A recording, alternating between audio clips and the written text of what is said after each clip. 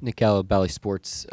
Mark, we often talk about kind of that in-game resilience, but was tonight an opportunity for your guys to kind of use that game-to-game, that week-to-week resilience to kind of break through with the type of defensive performance that you'd been looking for? Yeah, like I said before the game, there's certainly stuff that we could improve defensively, but there was some variance that had to do with that, and we were in those games. We were a couple of plays away on either end of the floor in a lot of those games, and sometimes you just have to kind of endure it and not overreact to the outcomes of the games and just continue to use the games to get better and know that if you do that, things will turn. And tonight they did. I thought the guys played great. We know turnovers are not a top-line number that you're looking at, but tonight was extremely loud. What was the cause of that? We had them in a crowd pretty good. I thought our help, the first flurry in the game, the first 12 points they had, our initial help wasn't great. And then I thought the guys did a great job of adjusting that. And then we had them in a crowd most of the night. Our rotations weren't as sharp in the first half coming out of it, but at least we had the paint taken care of, and then we put it all together in the second half. I thought it was specifically good on Markkanen, who I thought we did a great job on tonight, and I got to credit Lou on that one. He took on that challenge. We matched him minute for minute, and I thought he really, really did the job on him. Myron Patton, Fox, 25. The other games you got off slow starts tonight looked like you hit them first. I guess that was probably an emphasis, tonight.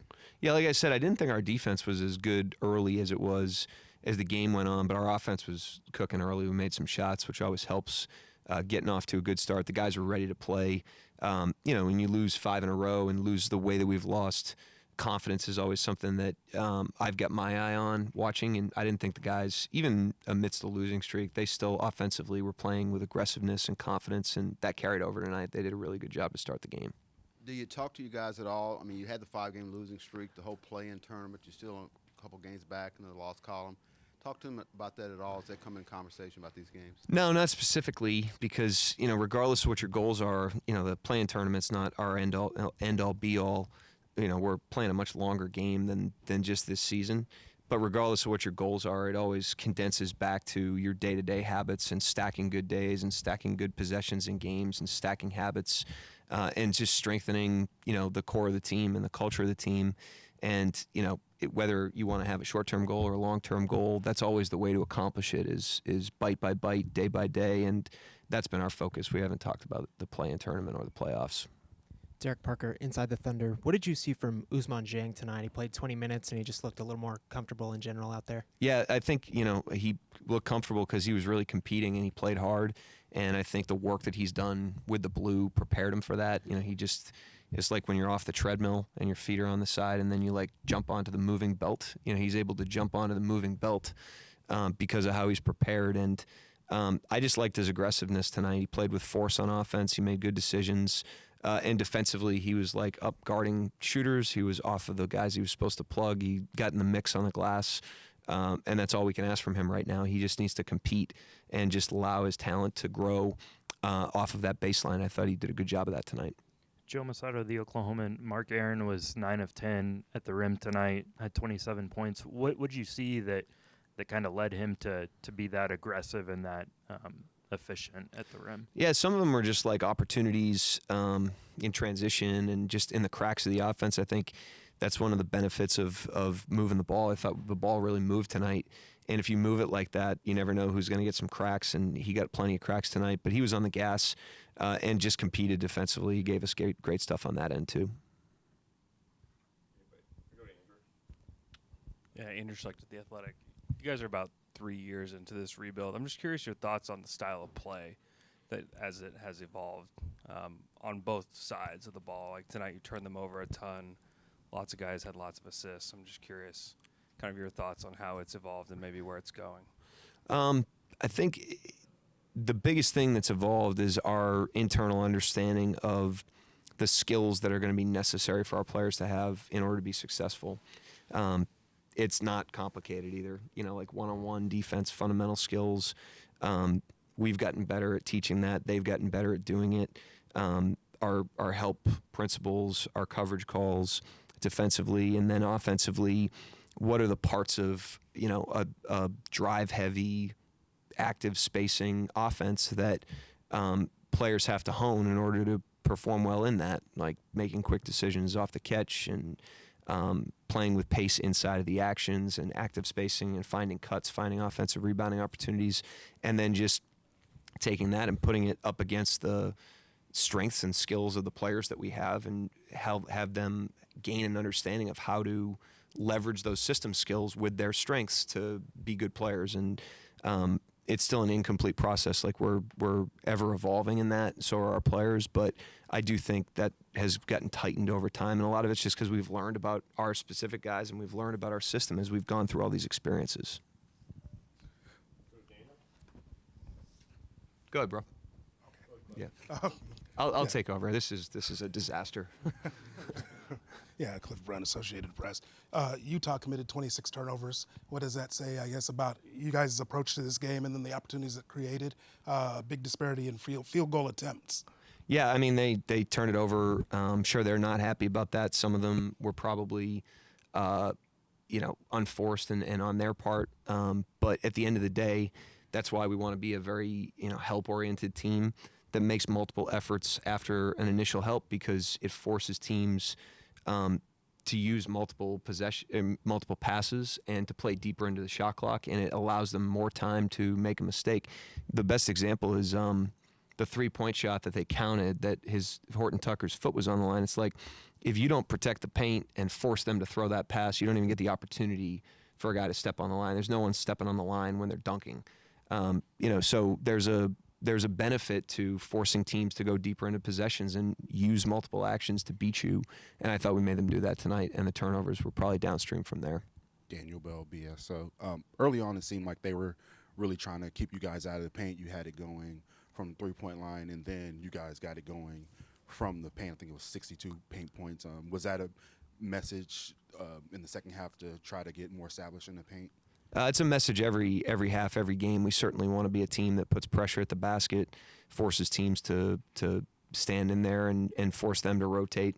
I thought, early on we challenged Kessler in ways that wasn't as intelligent, and then as the game went on, we moved him around. Our bigs did a good job of spacing him out and getting him in unfamiliar spots, and then attacking different matchups and attacking through movement. So, I thought we loosened him up a little bit, with the combination of those two things. In the last couple of games, Josh has seemed like he's done a really good job of getting everybody involved and pushing the offense. Has it been a conversation with him to try to do that more, or is it just him doing it himself? No, I mean, no specific conversation. I mean, these conversations with players are very rarely like intervention-ish. It's mostly an ongoing dialogue, and with him, it's an ongoing dialogue about an optimal offensive style of play that leverages his strengths inside of the system, to the answer I gave Andrew. So, he just needs to, you just want to become a little bit more of who you are through the experiences, and young players don't know that yet. They haven't had the experiences. It takes time. But if you look at veteran players that play a very predictable way, they've gone through that process, and we're going through that process. And those conversations are ongoing with all our players, but they're never, very rarely are they like I said, an intervention. Rylan Stiles, Locked On Thunder. Coach, over the last few games, gone off to some slow starts. Was there anything different about this one that you kind of take away for the reason why you got off to a faster start tonight? No, I just thought the guys did a really good. I mean, they were just ready to play. I think they've been ready to play in these other games. Sometimes shots went in early in the game. It got us out to a lead. And that helped us, obviously. And a lot of the time, it's just about, I've used the word endure, as you guys have asked about the 5-game losing streak. And it's like, if you just kind of hang in there long enough, then you give yourself the opportunity for things to turn. But if you allow the circumstances to beat you down, then it won't turn. So I thought the guys did that tonight. And you mentioned in the pregame about how a win in December kind of allowed you to rip through January and play really well. Was there anything from this game that kind of stood out to you of predictive of another rip-through run, or is that something you can't really predict? You can't predict anything, but all you can predict is that, if you get to 0-0 every day and you just stack days, stack possessions, get better, learn through all your experiences, that'll take you as far as you can go, and that's going to be our goal. It's been our goal forever. It's going to be our goal forever. I know Jared only played 4 minutes, but does he get a crash course in terminology, what you guys are trying to do? When he just got here, I'm just curious as to how that works. Well, he landed last night at whatever time. So no, there's no crash course. It was just, I told him to dress, because why not? And I told him he probably wouldn't play, but to be ready circumstantially, I would have maybe thrown him in at the end of a quarter if we had an offensive possession just to see if he could bop one in. And then, we dressed 10 tonight, so it was an opportunity to get him out there in that circumstance, and he was ready for it. Yep. Last time you guys played Utah, Lauri Markkanen had 43 points. Tonight, you didn't let him take a shot until 12 seconds were left in the first quarter. What was the mentality and really the tactical focus for you guys defensively with him? Really start from the beginning. I feel like the whole team did a good job. I don't think it was just me. And, he's their main engine, and we figured out if we take him out, it's going to be tough for them to get going offensively. So I feel like we just did a good job, limiting his shots. I know that you guys aren't focused on forcing turnovers, but tonight with 26, it just seemed to be such a steady stream. What were you feeling out there in terms of the way that you guys were able to turn them over? We just got a lot of trust. We know that our teammates got our backs, and when we get beat, whatever, we're just in the lane, and it's tough for them to make a play. So I feel like we was all in the right position, and we did good tonight. Yeah, Cliff Brunn, Associated Press. Had you guys gotten to a point of there being maybe a sense of urgency about trying to get a win? It had been several weeks. Just how important is it to finally get one? And just what's the mentality coming in? Of course. I feel like we just didn't have a good start, since the All-Star break, and we needed a win to get to get back on track. And I feel like tonight was a great one, and we all felt confident going to the next game. Myron Patton, Fox 25. How's it different when you're guarding a guy who's got so much height on you? You usually get the best offensive weapon of the other team, but they're not like 6'11", 7 foot. So how do you guard him compared to, say, a guy that's like 6'5", 6'6", or whatever? I can't give you my tricks, man. I can't tell you.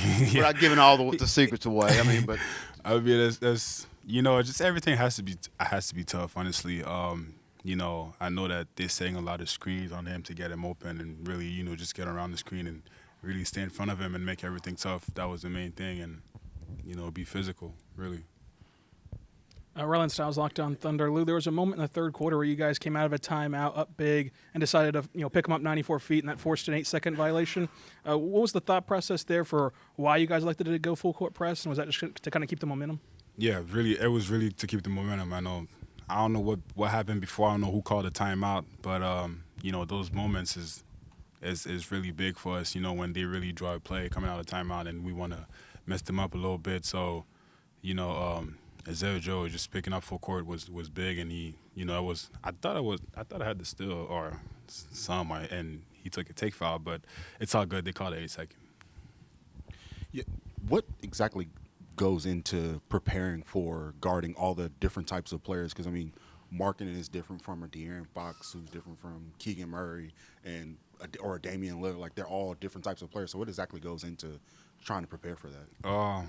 Really watched a lot of film. Like you said, they're all different players. They play different ways, and watching film helps a lot. And really learn their tendencies. It's not easy to go against all those guys every night, but just watching film helps a lot.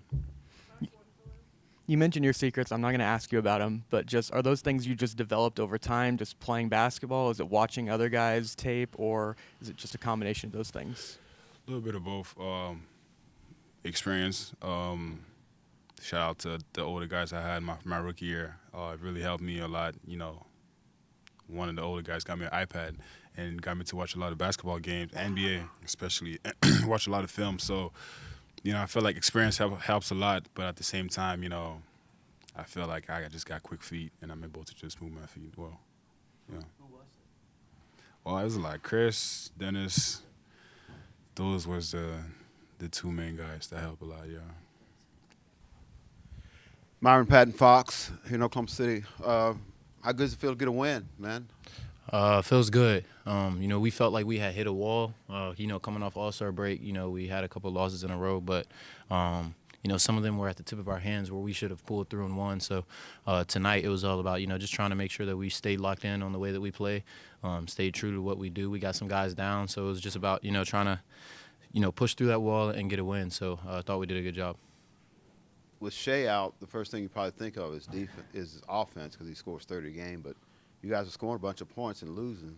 Was it really the defense that kind of turned the tide for you tonight, you think? Yeah, with Shea out, you think offense is going to be the biggest thing that we're missing, but a lot of it turns to defense because without the scoring, we have to try to defend and stop the other team from scoring as much. So, I thought we did a really good job just kind of staying, true to how we play in playing together on the defensive end, which led to a lot of offensive opportunities and easy baskets that we could get.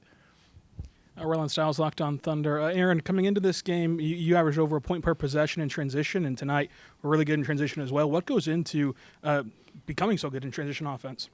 I work on finishes, around the rim and stuff like that. So when the opportunity presents itself, I'm confident in, the way that I can finish around the rim. And transition is a way to get easy points. So, defense leads the offense, steals, rebounds. So in transition, I'm looking to be aggressive. And, our team did a really good job of just kind of, pushing the pace in that, area of the game tonight. Aaron, with this being a younger team, you guys still kind of getting acclimated to NBA. A 5-game losing streak in college could be like season altering. Yeah. 5-game losing streak in the NBA may shake things up a little bit, but one win can have you a game out of the playing like you guys are now. So how do you guys kind of make that mental adjustment in those situations where like you got to realize 5 games is not that bad. Let's just get back on board. Let's move on. Yeah. One thing Coach preached to us the other day was, in the NBA, you have to be able to take punches, and you also have to be able to throw punches back. And we as a team, it's a super long season. There's going to be times where you lose a couple games, and you're trying to figure out how to break through and get a win and get back on track. And we've been taking a couple punches, and we're trying to get back on track. So tonight we were able to throw some. We played, great defense. We kind of set the tone from the beginning. I thought Lou did a really good job on marketing, and he just kind of did a good job just setting the tone, and we all kind of followed his lead. And that led to a lot of transition and, offensive opportunities that we were able to convert on. So Seemed like the Jazz were trying to deter you guys from getting into the paint, and you were one of the guys that really got it going in there to kind of break the seal. What was the mindset on challenging them inside? So, we came into the game, knowing they have, really good bigs around the rim who block shots. And, we didn't want to try to finish over them. So we tried to find other ways to just, get their bigs shifted and kind of move so that we could get other looks around the rim. And we did a really good job just being patient, moving the ball, and trying to find, better looks outside of, the first couple looks that we could get at the rim that might be contested by Kessler or, those guys. So we did a really good job just kind of, sticking to it. And a really good game for you. Did you get tired of hearing "Do your thing, 21"? I don't hear it in the game, and that's what the guys are just talking about. I don't ever hear it in the game. So, Andrew Schlechter, The Athletic. Can you tell me what this season's been like for you? It seems like your role has kind of been up and down, but you continue to just stay steady throughout it. Just tell me a little bit about that. It's been basketball, man. It's a business. Regardless of the position I'm put in, the role I'm put in, the minutes I get, I just want to be out there to help my team, get a win, however that, may be. And tonight I was able to go out there and I tried to be a big energy guy, do the little things, rebound, play good defense, and it led to a lot of offensive opportunities. The guys were able to find me on a lot of good looks, and, I was able to convert. So, season, regardless of the position I'm put in, I just want to be a professional, take care of business, and be ready when I'm called. And you're one of many two-ways that have been converted. Like, have you been able to help guys like Lindy throughout their two-ways, before they finally got their contracts converted? Yeah, I've had conversations with those guys. Even Oos, he's been down with the G League. Yeah.